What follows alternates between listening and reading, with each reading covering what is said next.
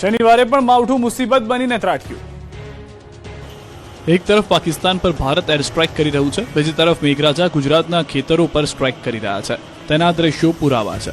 ગીર સોમનાથમાં જાણે ચોમાસું બેસી ગયું હોય તેવા દ્રશ્યો જોવા મળી રહ્યા છે। અહીં માવઠાએ એવો કહેર વરસાવ્યો કે નદીમાં ધસમસતું પૂર આવ્યું, રોડ બ્લોક થઈ ગયો। વેરાવળ તાલાલાના ગ્રામ્યમાં કમોસમી વરસાદથી તારાજી સર્જાઈ। માથાસુલિયા, લુંબા, કોડીત્રા, ખંડેરી સહિતના ગામોમાં ધોધમાર વરસાદ પડ્યો। ધોધમાર કમોસમી વરસાદને કારણે કપિલા નદીમાં પૂર આવ્યું। ભર ઉનાળે નદી બે કાંઠે વહેતી થઈ। આ બાજુ ગીર સોમનાથના તાલાલા ગીરના ગ્રામ્ય અને કોડીનારના ગ્રામ્યમાં પણ આફત ત્રાટકી। જાવંત્રી, પાણીકોઠા, લીમત્રા, કાંટાળા, અરણેજ, ભુવાવાડ સહિતના ગામોમાં ગાજવીજ સાથે વરસાદ પડ્યો। સતત 5મા દિવસે અનરાધાર વરસાદથી ખેડૂતોને નુકસાન થયું। જૂનાગઢના માણાવદરમાં તો જાણે ચોમાસું બેસી ગયું હોય તેવું લાગે છે।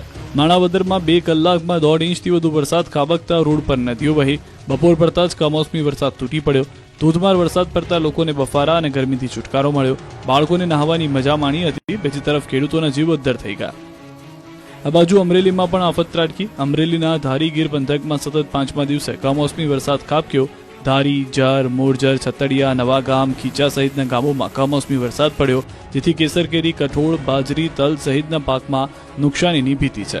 અમરેલીના વડિયા સહિત આસપાસના ગ્રામ્ય વિસ્તારોમાં પણ માવઠું આવ્યું। કાળા ડિબાંગ વાદળો અને પવન સાથે જોરદાર વરસાદ પડ્યો।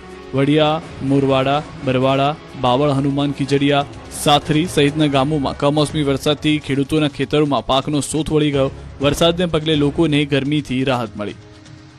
ભાવનગર શહેરમાં પણ માવઠાએ માજા મૂકી છે। શહેર સહિત જિલ્લામાં બપોર પછી વાતાવરણમાં અચાનક પલટો આવ્યો અને સાંજ પડતા શહેરમાં ભારે પવન અને ગાજવીજ સાથે જોરદાર વરસાદ પડ્યો। વીજળીના કડાકા ભડાકા સાથે શહેરમાં જોરદાર વરસાદ પડ્યો। ધોધમાર વરસાદ પડતા વાતાવરણમાં ઠંડક પ્રસરી।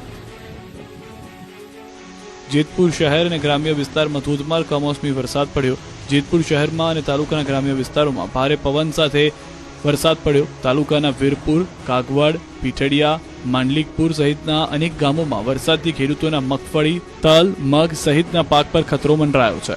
ગોંડલ પંથકમાં પણ ગાજવીજ સાથે માવઠું ત્રાટક્યું હતું। ગોંડલ તાલુકાના મોવિયા ગામે ધોધમાર કમોસમી વરસાદથી રોડ પાણી થયા।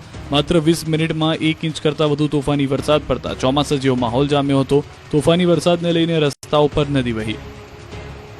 દ્વારકા જિલ્લામાં ફરી કમોસમી વરસાદ આવતા ખેડૂતોના જીવ અદ્ધર થયા। ખંભાળિયા અને ભાંડવડ પંથકમાં ધોધમાર વરસાદથી ખેડૂતોના પાક પર ખતરો ઊભો થયો।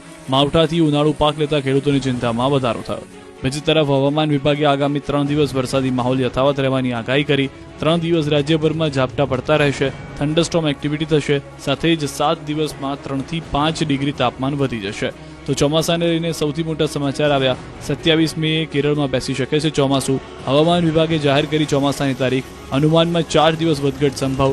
ગયા વર્ષે 30 મે બેઠું હતું ચોમાસું। છેલ્લા 20 વર્ષમાં 19 વખત સાચી પડી છે તારીખ।